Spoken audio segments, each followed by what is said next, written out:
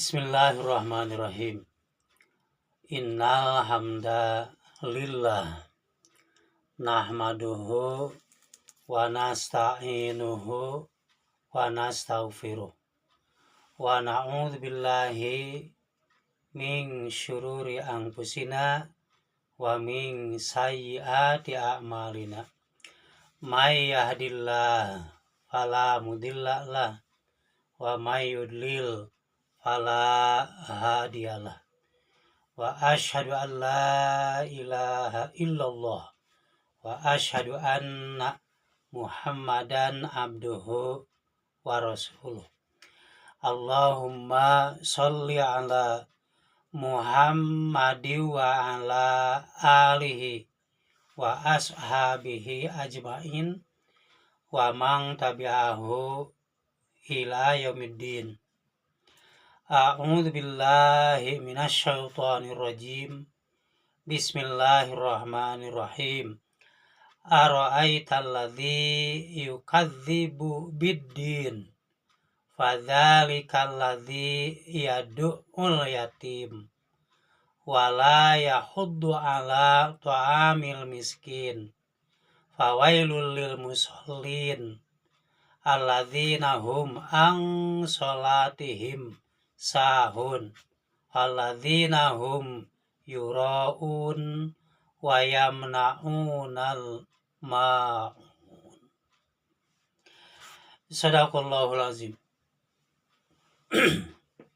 Saudaraku sekalian, pada kesempatan ini saya akan membahas tentang yang temanya pendusta agama.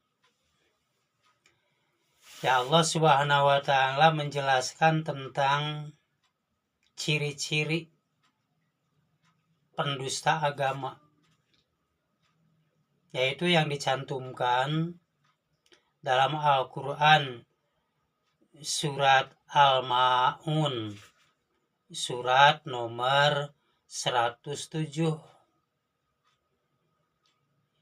yang artinya, apakah kalian mengetahui orang yang disebut pendusta agama? Itulah orang yang tidak ada perhatian terhadap anak yatim dan tidak memberi, juga tidak menganjurkan kepada orang lain untuk memberi makan kepada orang-orang miskin. Celakalah orang yang melaksanakan sholat dan tidak ada dampak dari sholatnya itu. Orang-orang yang melakukan perbuatan amal, motivasinya riya, untuk dipuji oleh manusia yang lain, bukan karena melaksanakan perintah Allah. Dan orang-orang yang enggan, tidak mau memberikan bantuan kepada orang-orang miskin dengan barang-barang yang berguna. Saudaraku sekalian, salah satu ajaran Islam yaitu bahwa pemeluknya, bahwa kita itu agar bisa berbuat sosial yang baik. Ya, diantaranya yaitu harus ada kepedulian terhadap anak-anak yatim. Yang disebut anak yatim itu adalah anak sebelum dewasa dan telah ditinggalkan mati, baik oleh ibunya atau juga oleh bapaknya, yang disebut piatu. atau juga hilang orang tuanya, atau juga diterlantarkan oleh orang tuanya. Nah, anak-anak yatim itu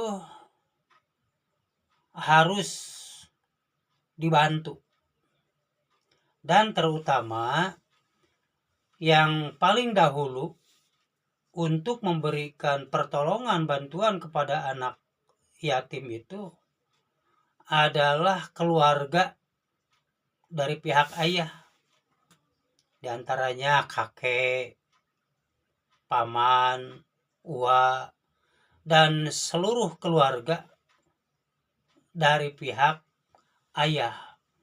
Itu yang harus lebih pertama memperhatikan kepada kebutuhan-kebutuhan anak yatim, baik itu untuk makannya, ataupun pakaiannya, ataupun juga untuk pendidikannya, dan juga kesehatannya. Yang keduanya yaitu harus ada perhatian kepada orang-orang duafa, orang-orang lemah, orang-orang miskin. Nah, tentu saja menurut kemampuan individu-individu. Tiap individu yang diberikan keleluasaan rezekinya itu harus berupaya, berusaha untuk membantu anak-anak yatim, dan juga memberikan bantuan baik dari dirinya ataupun juga mengajak orang lain untuk memberikan bantuan kepada orang-orang miskin. Dan terutama adalah pemerintah. Sebab kalau pemerintah itu memiliki kemampuan yang tentu saja lebih mampu, lebih kuat. Karena di pemerintah itu banyak dana-dana. Dan alhamdulillah di pemerintahan kita sejak dulu sudah banyak program-program pemerintah untuk membantu orang-orang miskin dan juga anak-anak yatim. Ya, kalau di bidang pendidikan contohnya ada program PIP, Kartu Indonesia Pintar, ada KIP, Kartu Indonesia Pintar. Itu kan alhamdulillah. Utamanya orang-orang yatim itu dapat terbantu untuk bisa melaksanakan pendidikan, untuk ikut mencari ilmu.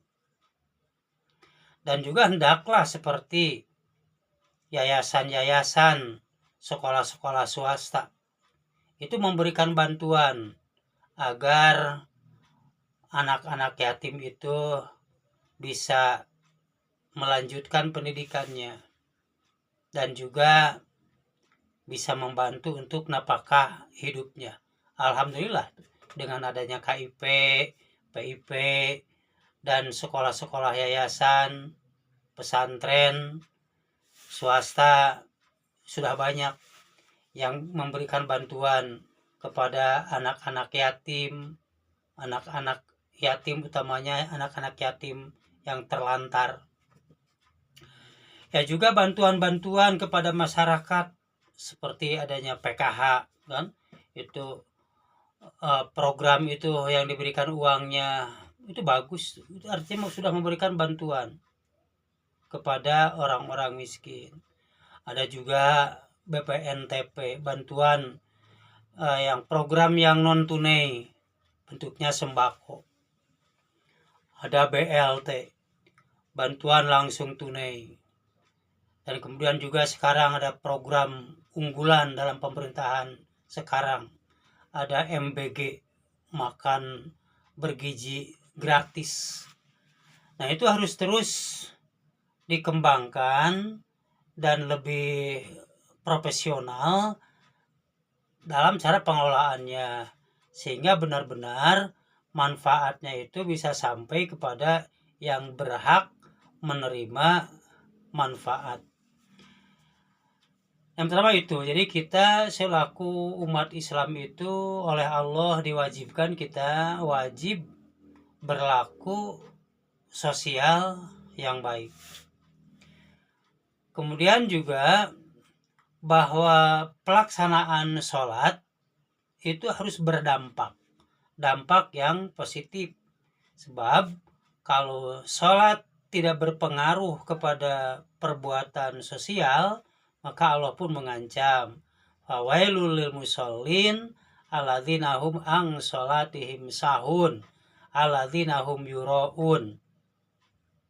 Celaka dan akan mendapatkan siksa bagi orang yang sholat, apalagi yang tidak sholat. Orang yang sholat saja, tapi sholatnya itu tidak ada dampak dalam kehidupan sosial, bahkan sholatnya itu hanya untuk pamer, hanya untuk mendapatkan pujian dari manusia, dan juga tidak mau memberikan bantuan dengan barang-barang yang berguna, baik itu bantuan dalam bentuk uang, dalam bentuk barang, ataupun dalam bentuk tenaga, jasa, ilmu, ya itu pun diancam celaka. Oleh karena itu, sholat kita harus ada dampaknya dalam kegiatan sosial, interaksi sosial, yaitu diantaranya bahwa kita harus ada perhatian terhadap anak-anak yatim, perhatian terhadap orang-orang miskin. Baik kita individu, menurut kemampuan kita berikan bantuan kepada anak-anak yatim sesuai dengan kemampuan kita. Berapa orang anak yatim yang akan kita bantu. Ya termasuk juga ibunya, yang disebut jandanya. Ya bagusnya itu juga dibantu. Baik dibantu dalam bentuk finansial, ataupun juga mau dinikahi. Nah itu lebih bagus juga.